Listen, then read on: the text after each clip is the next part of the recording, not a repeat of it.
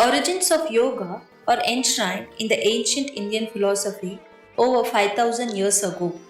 The earliest evidence of a yoga posture comes from a small seal dated to 2900 BCE found in the ruins of India's Indus Valley civilization, also known as the Saraswati civilization. The seal seems to show a yogi in the Mula Bandhasana. This is called the Pashupati seal, and the kingly posture of the figure suggests that the yoga occupied a primal place in those times. Yoga is derived from the root word yuj, meaning to concentrate or union. It is a process of bringing union between your experiential reality and the ultimate reality of nature. The evolution of yoga can be studied under four time periods. Pre-classical period of yoga, the period between 4500 BC to 500 BC. The classical period of yoga, which is between 500 BC to 800 AD. Post-classical period of yoga, which is the period between 800 AD to 1700 AD, and the modern yoga, the period between 1700 AD until now. In this video, we will explore the rich yogic knowledge which colored the landscapes of ancient India starting from the pre-classical period to the classical period.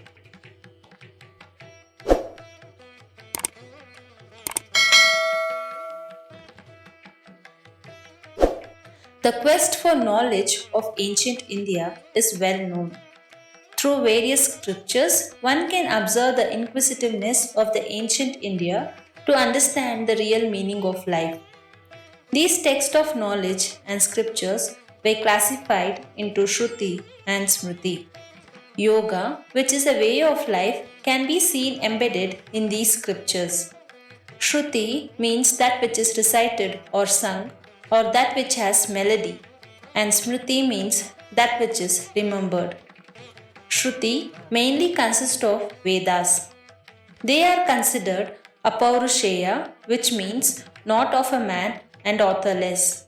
It means that they were not created or written by men, but they are sacred sounds and texts heard by the ancient sages in deep meditative states. There are four Vedas: Rig, Yajur, Sama, and Atharva, and each Veda has four subdivisions: Samhita, Brahmana, Aranyaka, and Upanishad. The evidence that yoga prevailed in the Vedic period can be found in these texts. Rig Veda mentions few verses known as the Keshin Sukta, where the control of pranic energy and its powers are mentioned. The word yoga in its present form is mentioned in the Katha Upanishad. In the second chapter, there is a chariot metaphor describing the interaction of the senses, body, mind, intellect, and soul. आत्मानां रतिनं विद्धि शरीरं रथमेव तु बुद्धिं तु सारथिं विद्धि मनः प्रग्रहमेव च. It means, know that the Atman as the Lord of the chariot, the body as the chariot, the intellect as the charioteer, and the mind as the reins. Although the timeline of the Katha Upanishad is unclear, it is said to be composed around 500 BC. Shvetashvatara Upanishad mentions yogic asanas and describes methods on how to practice them.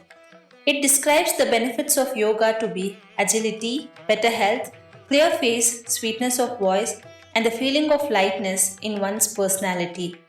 It also mentions yoga leads to the knowledge of the self. The time period of these Upanishads is estimated to be around 700 BC. The Yoga Yagnavalkya is a set of dialogue between sage Yagnavalkya and his consort Gargi. The date of this text is unclear, but some sources date it back to as early as 800 BC. Sage Yagnavalkya proposes and debates metaphysical questions about the nature of existence, consciousness, and the impermanence. He first proposed the 8 limbs of yoga, which was later popularized by sage Patanjali. Smriti means which is remembered or which is based upon memory. In other words, Smritis are produced out of human intellect. Smritis are divided into 6 categories: Itihasa, Dharmashastra, Darshanas, Upaveda, Puranas, and Agamas. Yoga can be found embedded in each of these Smritis. Let's look into the yogic aspects of each of these Smritis. First, we look into Itihasa or history. Around 700 BC, the epic Ramayana is said to be written by sage Valmiki, which embeds in itself the elements of yoga. Yoga Vasishtam is a prominent text of this time. The Yoga Vasishtam is a syncretic work containing elements of Vedanta, Yoga, Sankhya, Jainism, and Mahayana Buddhism. Around 400 BC, sage Vyasa's great epic Mahabharata details a lot of yogic techniques. The Bhagavad Gita is known as the jewel of Mahabharata, gives the definition for yoga. It mentions 4 forms of yoga: Jnana Yoga, the yoga of will and intellect; Bhakti Yoga, the yoga of devotion; Karma Yoga, the yoga of action and selfless service; and Raja Yoga, the yoga of meditation. The Dharma Shastra Smritis, which give details about yoga, are Manusmriti, Yajnavalkya Smriti, and Harita Smriti. Now, looking into the Puranas, the Bhagavata Purana explains Bhakti Yoga. Linga Purana gives details about Yama, Niyama, and Pranayama. Vayu Purana gives details about Pratyahara, Dharana, and Dhyana.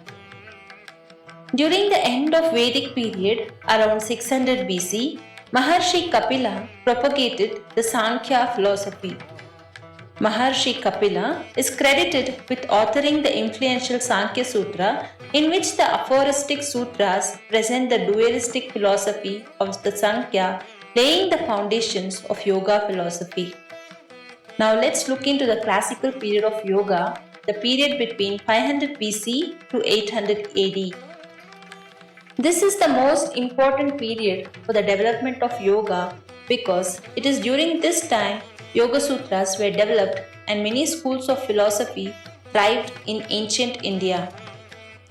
Maharshi Patanjali, around 250 BC, systematically compiled the Vedic knowledge, Sankhya philosophy, and brought order into the yoga techniques in the form of 195 Yoga Sutras.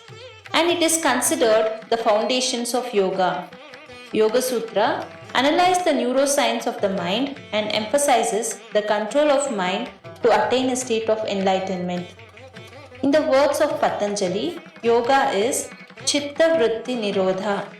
It means yoga is the cessation of the modifications of chitta or mind. The chitta must be controlled and concentrated. To achieve this, he laid down eightfold path called the Ashtanga Marg, previously emphasized by sage Yajnavalkya.